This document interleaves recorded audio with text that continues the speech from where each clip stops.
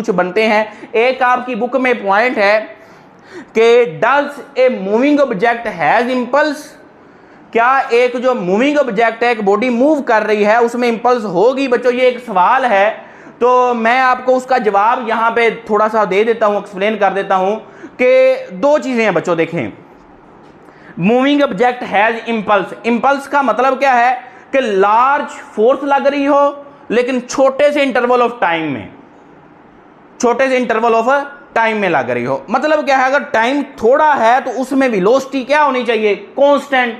तो मतलब अगर आपकी बॉडी बच्चों कांस्टेंट वेलोसिटी से मूव कर रही है, गौर से मेरी बात सुनिएगा, अगर आपकी बॉडी कांस्टेंट वेलोसिटी से मूव कर रही है तो वेलोसिटी चेंज नहीं हो रही, मतलब उसमें एक्सेलरेशन नहीं होगा। एक्सेलरेशन नहीं होगा तो उसमें फोर्स जीरो होगी, आई होती है एफ क्रॉस ई। अगर फोर्स जीरो तो इंपल्स जीरो। मतलब अगर बॉडी कांस्टेंट वेलोसिटी से मूव कर रही है तो उसमें कोई इंपल्स नहीं होगी। अब बच्चों अगर वो वेरिएबल से मूव कर रही है फिर तो एक्सेलरेशन होगा जी सर, एक्सेलरेशन होगा तो फोर्स होगी, फोर्स होगी तो इंपल्स होगी। लेकिन अगर आप वेरिएबल वेलोसिटी की बात करते हैं तो उसके लिए आपको इंटरवल बड़ा चाहिए ताकि आप ऑब्जर्व तो कर सकें कि वेलोसिटी वाकई ही चेंज हो रही है, वेलोसिटी चेंज हो रही है। तो बच्चों वो इंटरवल बढ़ेगा तो फिर भी वो इंपल्स नहीं रहेगी, क्योंकि इंपल्स के लिए कंडीशन है कि interval should be very short, small होना चाहिए। तो मूविंग ऑब्जेक्ट भले वो यूनिफॉर्म वेलोसिटी से मूव कर रही हो, भले वेरिएबल से कर रही हो, कोई इंपल्स नहीं होगी। ठीक हो गया बच्चों, ये था आपके पास टोटली